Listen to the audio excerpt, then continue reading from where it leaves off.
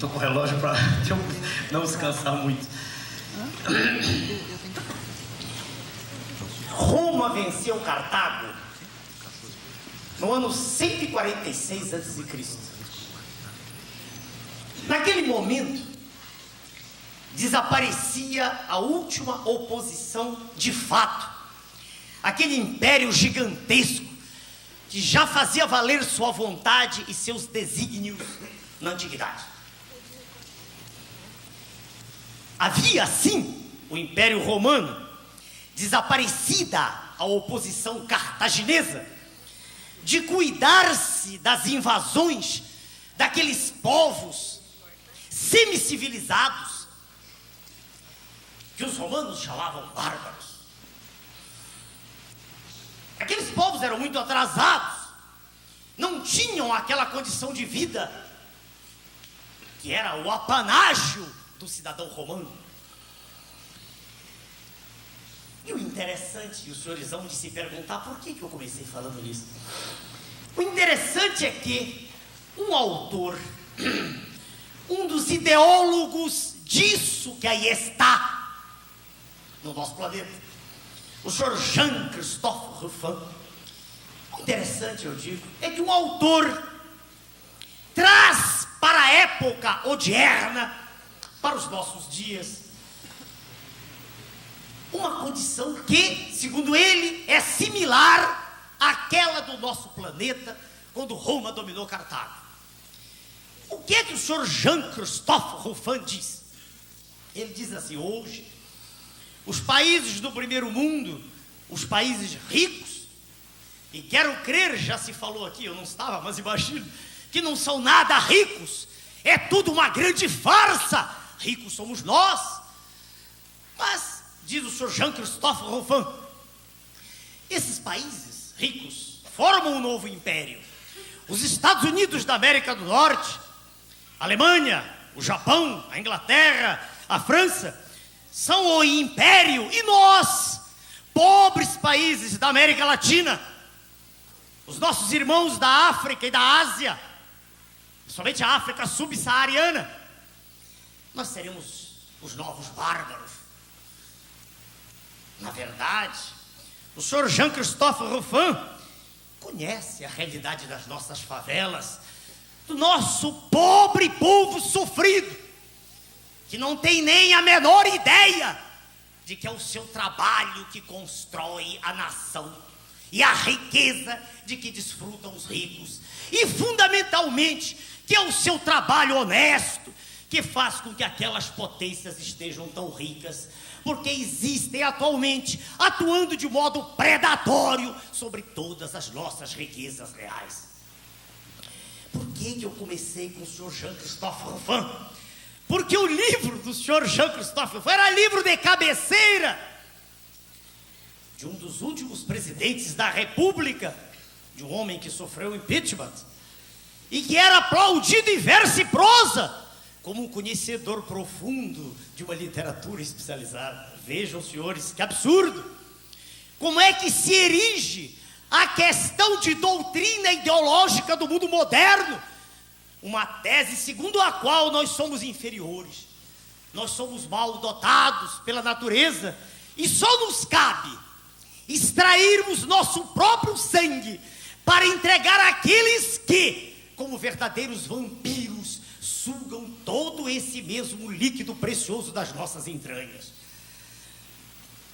Eu queria lhes dizer que o senhor Rufin falha muito no livro dele. E como falha? Se é verdade que não se pode comparar o operário de Londres, o operário alemão, cônscio dos seus direitos, com o nosso pobre operário brasileiro, se isso é verdade, de outro lado, não se pode negar também que existe hoje um verdadeiro complô contra toda a nossa sociedade. Na verdade, está em andamento um projeto maquiavélico de destruição de todos os nossos valores. Na verdade, tudo aquilo que existe de mais digno na pessoa humana está sendo lançado no fundo do poço.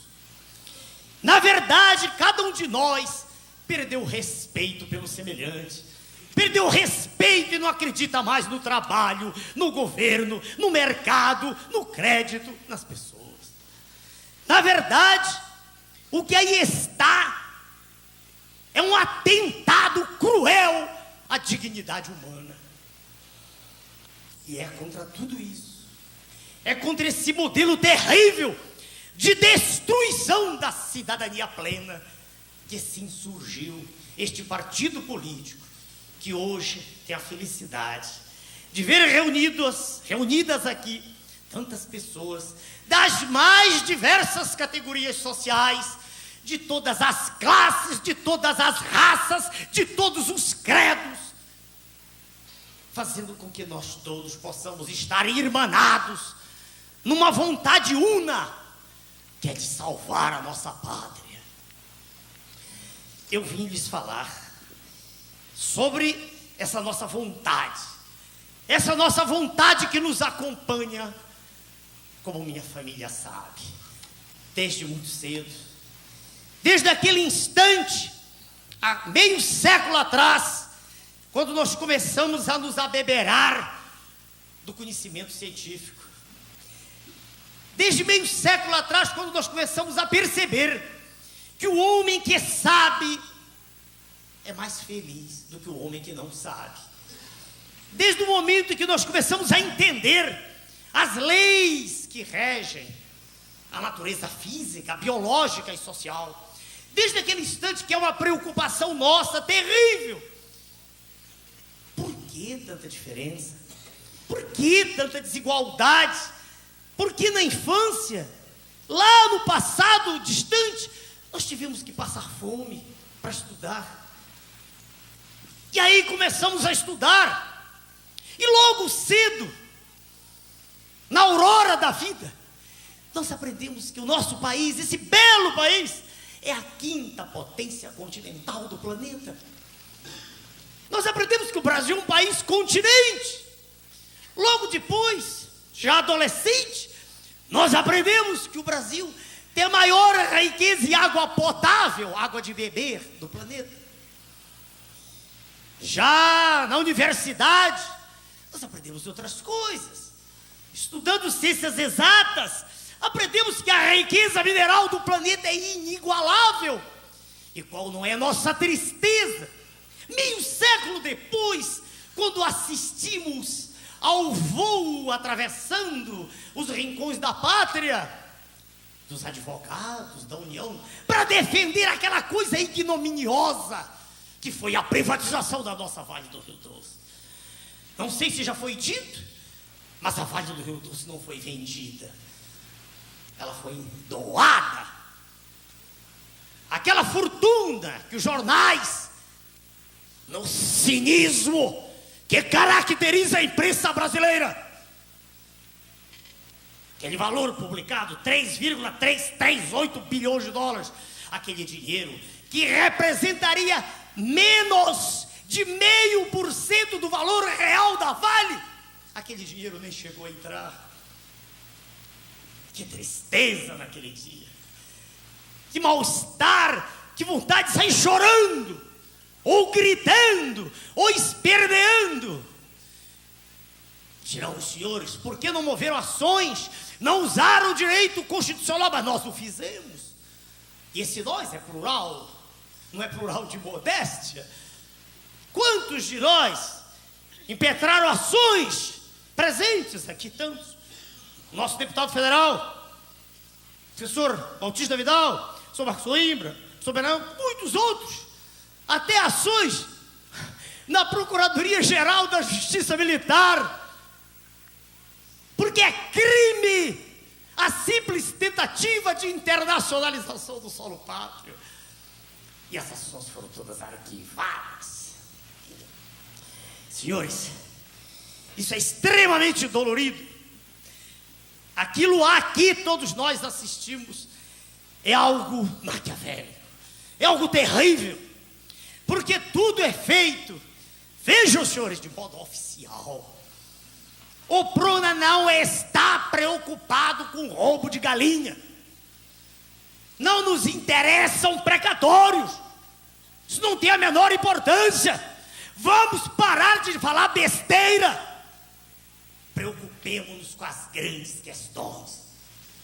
Preocupemos-nos com aquelas importâncias fabulosas que são desviadas oficialmente dos cofres públicos para pagar juros de uma dívida que não tem mais nenhuma razão de ser, externa e interna. Os números devem ter sido comentados pelos ilustres professores que me precederam. Vamos parar de discutir os buracos de rua. Aqui há candidatos e há representantes, estou vendo, do país todo, do nosso partido. Vamos acordar para as questões substantivas. Vamos nos levantar como um povo forte que somos. Vamos lutar contra essa alienação de tudo que é nosso, contra esse assalto vergonhoso que é feito às claras. Vamos levantar nossa voz. Vamos dizer um basta. Nós não podemos aceitar mais essa submissão. Nós não podemos aceitar mais sermos enganados durante todo o oniquitêmero. Desde o instante em que se liga o aparelho de televisão até o momento em que a tela se apaga no final da noite. É uma profusão de mentiras. Como alguém deve ter dito, são duas realidades. É a realidade da tela colorida, onde tudo está bonito, e a realidade da rua.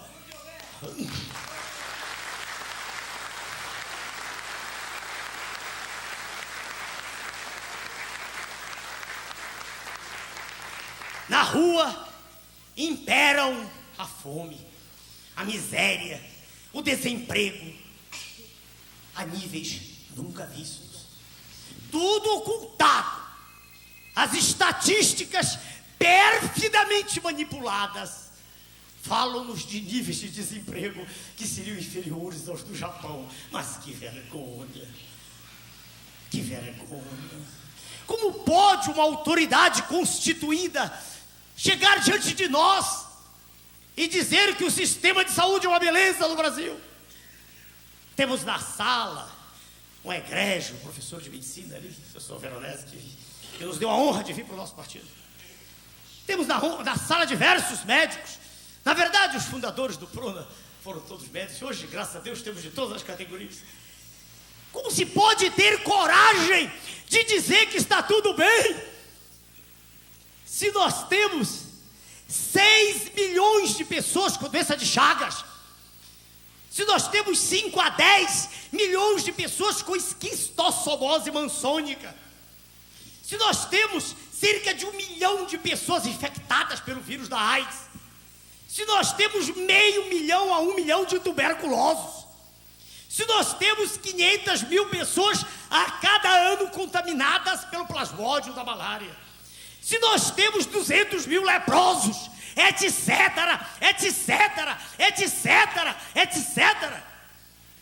Como se pode ter a veleidade proterva de ir para a televisão e dizer que está tudo bem? E alguns me perguntavam no passado, já pouquíssimos perguntam: por que o senhor não vai ser ministro? Ministro de quê? De quê?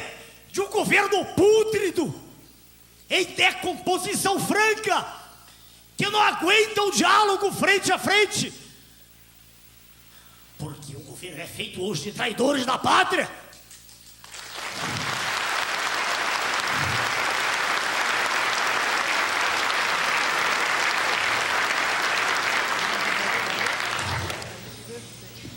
Algum tempo atrás, no Congresso Nacional, por indicação de uma figura muito amiga, muito querida, nosso deputado, doutor Velasco, por indicação dele e aceitação de 52 deputados federais, nós íamos fazer uma palestra na Câmara Federal. Convidamos os nossos colegas da direção nacional do partido, e qual não é nossa surpresa quando, na véspera, o nosso nome foi cortado. Não havia nenhuma razão, apenas era o perigo de nós falarmos para suas excelências os deputados do que representava de fato o leilão da vaga. Nós iríamos alertá-los para o fato de que, por trás da compra, entre aspas, do leilão, estava um dos maiores mega especuladores do planeta, o rei do narcotráfico, o senhor George Soros. Nós iríamos alertar suas excelências para o risco que aquela casa que é do povo estava correndo e aceitar a privatização. Mas nossa palestra foi cortada. Vejam, senhores, lembrem-se de 94. Nosso nome não aparecia em nenhuma pesquisa. Diziam assim: ele só sabe dizer o nome Enéas, mais nada. E aí, qual não foi a surpresa daqueles senhores quando, ao serem abertas as urnas, nós que estávamos lá embaixo, nas chamadas pesquisas, ultrapassamos figuras famosas no cenário político nacional, 3 ex-governadores do Rio de Janeiro, de São Paulo e de Santa Catarina, nomes respeitadíssimos. E nós tivemos quase 5 milhões de pessoas que acreditaram em nós. E nós tínhamos, não esse tempo nosso, tínhamos 1 minuto para expor nossas ideias. Senhores, eu fico feliz de ver essa plateia toda. O momento é um momento de reflexão. A minha mensagem é muito mais mensagem de fim de ano, de esperança, do que de qualquer outra coisa. Quando algum dos senhores disser não tem jeito, eu vou lhes dizer uma coisa que aprendi há muito tempo, quando estava começando o meu curso médico. Cada um de nós aqui é um vitorioso. Já é vitorioso quando o pai de cada um de nós e a mamãe de cada um de nós se uniram no ato carnal. Havia milhões de espermatozoides disputando aquele ovócito de segunda ordem, que a imprensa ignorante chama de óvulo.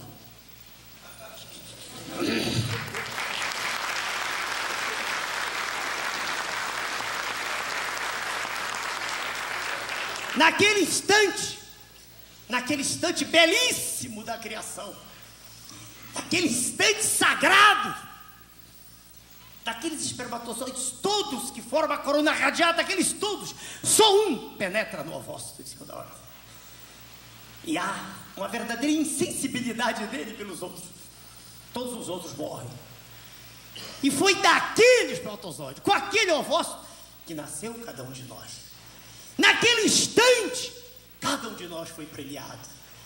Já nascemos vencedores. E os senhores dirão: não tem jeito, o poder deles é muito grande. Não, senhores, se fosse tão grande, nós não estaríamos aqui hoje. Quando nós começamos, nós o fizemos graças à confiança absoluta que tiveram em nós pessoas que aqui estão presentes. Não dá para citar todos, eu peço desculpas. Cada um de nós nasceu vencedor.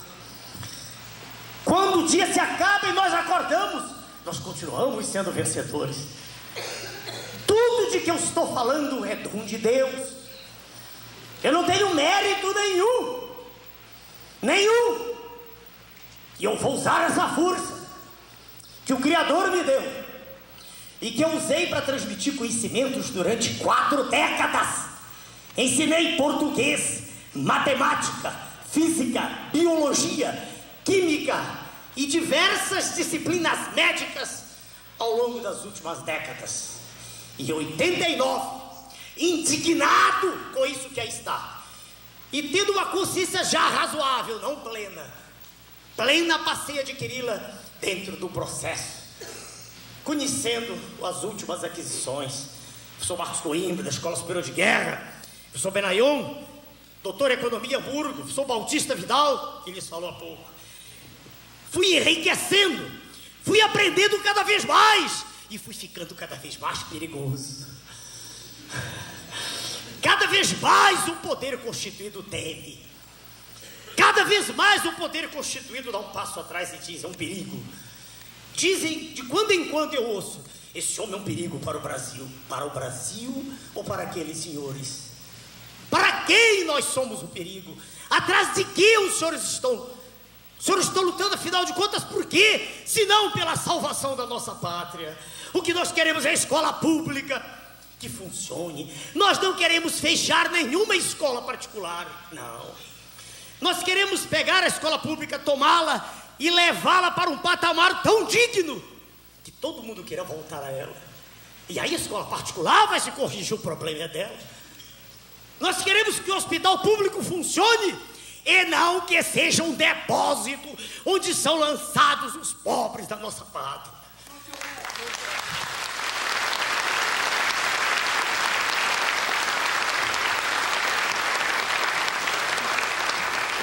Nós não queremos nada demais, não queremos matar ninguém, não queremos campo de concentração, não queremos nada disso.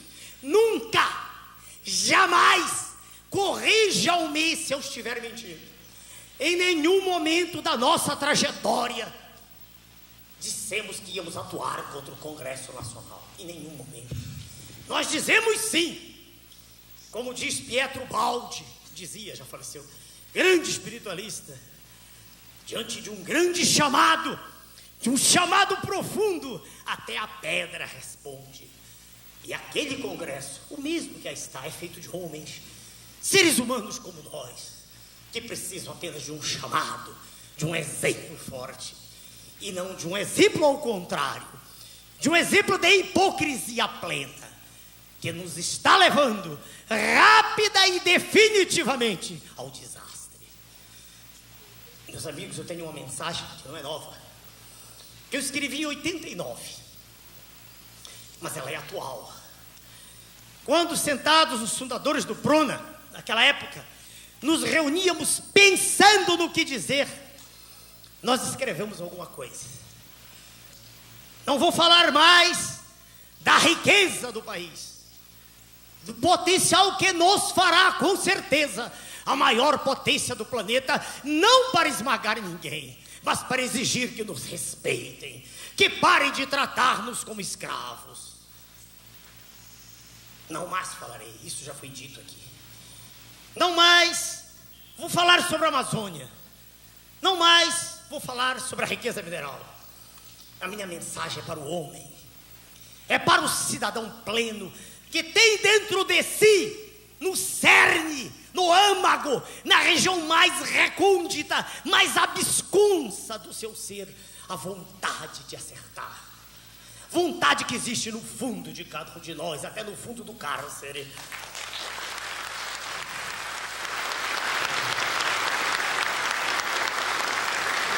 A minha mensagem é para o homem, independentemente da sua raça, da sua classe, da sua religião. A minha mensagem é uma mensagem de civismo, de amor à pátria. Na verdade, uma avalanche de inconsequências vem há séculos se derramando sobre a sociedade brasileira. Cresce o valor da iniquidade, estiola-se o valor do trabalho produtivo. Vive-se uma época de desesperança, que necessita com urgência de um exemplo vívido, que possa reacender nas pessoas a chama da cidadania, do civismo e da confiança na pátria. Já é tempo que surja uma política voltada realmente para a sociedade, e não dela desligada, lutando os políticos entre si, numa ultrajante troca de favores, que visa sempre e exclusivamente a destruição dos sonhos de uma sociedade livre que pretende caminhar para o futuro. Nós vamos criar, e vamos com certeza fazê-lo, nós todos juntos, vamos criar a era da convicção, a era da verdade, a era da decência, a era da dignidade, a era da confiança, a era do respeito, a era da ciência, a era da inteligência, a era do preparo, a era do entusiasmo. Muito obrigado, senhores. Viva o Brasil! Viva o Brasil! Obrigado.